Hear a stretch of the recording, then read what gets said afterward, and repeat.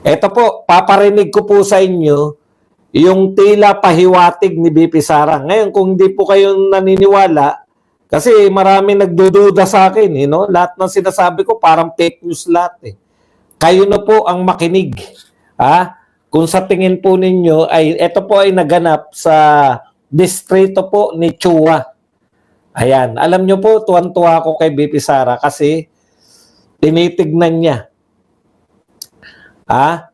Tinitignan ni BP Sara yung pinupuntahan niya yung mga nambalatuba sa kanyang congressman at nangangampanya. Yun yung gustong-gusto kong ito po yung gustong-gusto kong ginagawa ni BP Sara. Hindi po siya yung tao na basta na lang na hihiga na lang at bahala na kayong gawin sa kanya yung gusto nyo gawin. Hindi po. Nakita nyo po, pumunta ron. Nangampanya laban sa Chua. Gusto ko rin mapuntahan niya yung sila Abante, no? Gusto ko rin makapunta siya sa Laguna, no? Lahat ng mga nambalatuba sa kanyang congressman. Baka nga kaya siya naroon sa Leyte, di ba? Kaya eto po, pakinggan niyo po. Hindi ko po sinasabi na ito yung magiging kaya lang may pahiwatig eh. Okay, pakinggan po natin, no?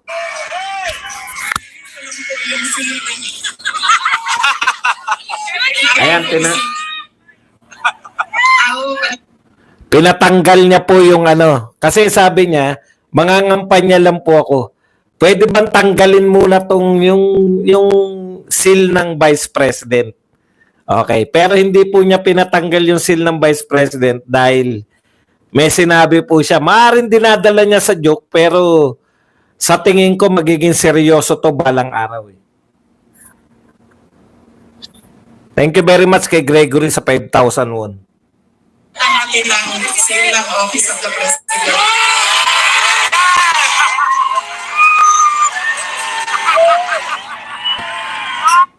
Okay.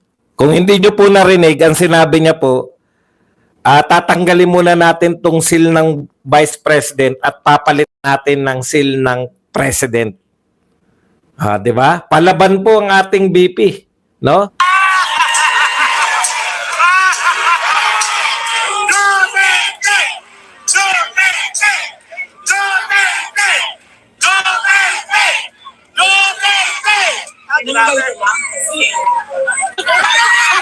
Iba kasi yung opisina, iba din yung pangangampanya. Pero kung sa Pangulo lang, pumili na lang kayo. Si Isko Moreno, si Sara Duterte, wala kaming problema. Narinig nyo? Kung sa presidente lang, mamili na lang kayo. Si Isko Moreno o si Sara Duterte, wala kaming problema. Yan po, pinalutang na po yan. Alam nyo naman yung mga Duterte, magaling pong kumuha ng yan, no? Magaling pong kumuha. Alam nyo po, kayo kung supporter po kayo, wag po kayo nega lagi. No? Yung sinasabi nyo po kasi, okay po, wala pong problema eh. Alam nyo po kasi, pakinggan nyo lang muna si BP Sara. Hindi naman, wag po kayo makipagtalo. Nakikipagtalo. Pinalulutang pa lang ni BP Sara, hindi naman, sinabi na ba na definite na yon? Kulang po kayo. Ibig sabihin, nagsisimula na po si BP Sara na naghanap na ng katandem yan. Hindi naman po hindi naman po yan na nilihim ni BP Sara, talagang tatakbo po, no? Second district ba yung kampanya? Hindi ko po alam. Akala ko po, binabanatan niya si Chua. Akala ko po wala pa pong opisyal. Pag sinabi pong opisyal, nakapag-file na po ng candidacy. Lahat po yan ay unofficial. No? Nakakatawa lang po kasi palaban po si BP Sara. Yun po yung sinasabi natin, no? Teka lang po, kulang po kayo. Huwag niyo po ako awayin, hindi po ako taga Maynila.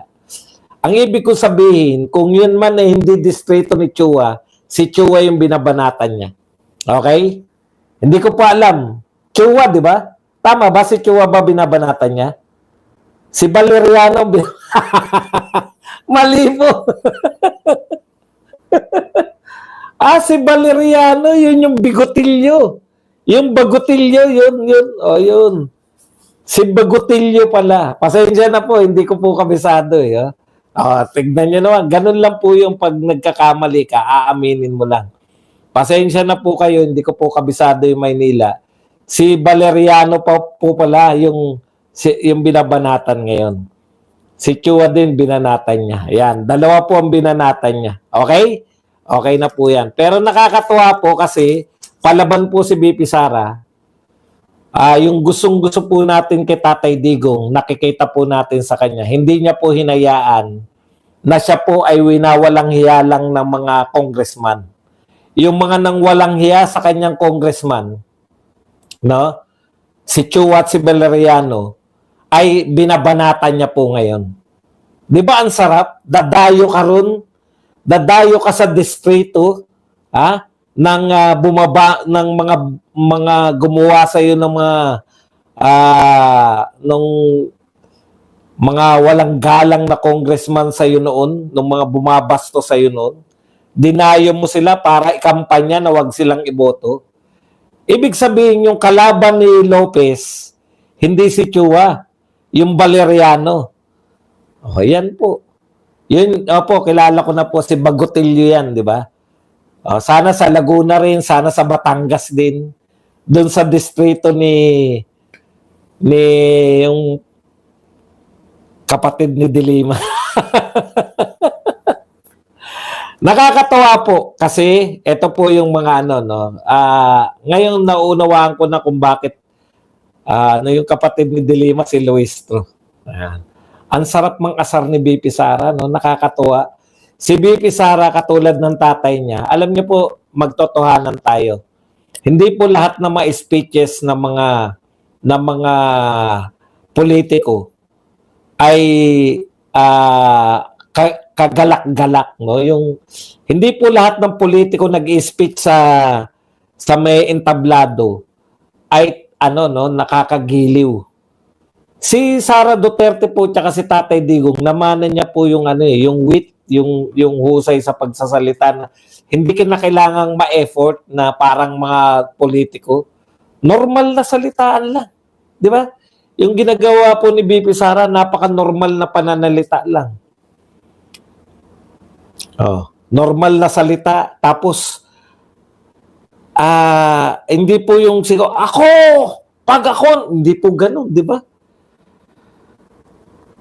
Hindi po pala kinakailangan sa public speaking yung parang tumutula ka na katulad nila Chis Escudero o ni Leni Robredo o ni Isko Moreno. Si Isko ganyan din yun. Mahilig din tumula yan eh. Pero pag yung sinasabi mo kasi galing sa puso, pag yung sinasabi mo walang kapikian, talagang walang naiinip eh. Ako po hindi naiinip eh. Bibihira po yung mga taong napapakinggan ko na hindi nakakainip. Marami pong nag-i-speech na nakakainip. Isa na yung ating Pangulo. Yung mag-amang Marcos. Sa totoo lang po, nung bata tayo, di ba? Alam natin yan na pag nag-speech po si Marcos, wala na pong ibang palabas sa TV. Marcos po lahat ng palabas. Kaya kahit gusto mo pa manood sana ng TV, mapipwersa ka na lumabas at maglaro. Maaring magaling silang magsalita. Walang problema kung declamation po ang pinag-uusapan. Pero sila po yung mga nagsasalita nakakainip. Yung tatay ni Marcos, ang galing-galing magsalita. Kung tutuusin, pero hindi naman po tutuusin ng lahat eh. 'Di ba wala kang putya. Samantalang si Inday Sara tagos sa buto eh.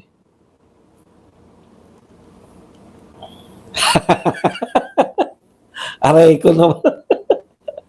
Bans Vlog medyo hinay-hinay ka naman sa mga principal kasi may kakilala akong principal na nasasaktan. Hinay-hinay naman sa ganyan ng mga principal. May nasasaktan ng mga kakilala tayo eh. Anyways. Hindi ba?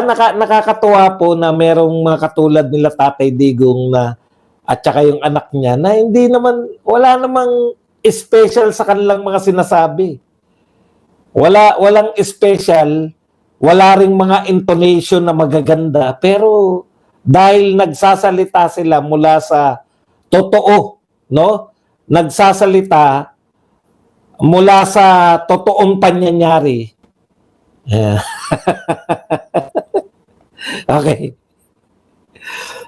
So, alam ko na kung saan nagmumula yung sinasabi ni BP Sara na, di ba nagtataka tayo, bakit si Amy? Yun po, maniwala kayo hindi, ito po sinabi ni BP Sara eh. Yung nagtatalo sila yung kakausapin nila si BBM tungkol sa impeachment, no?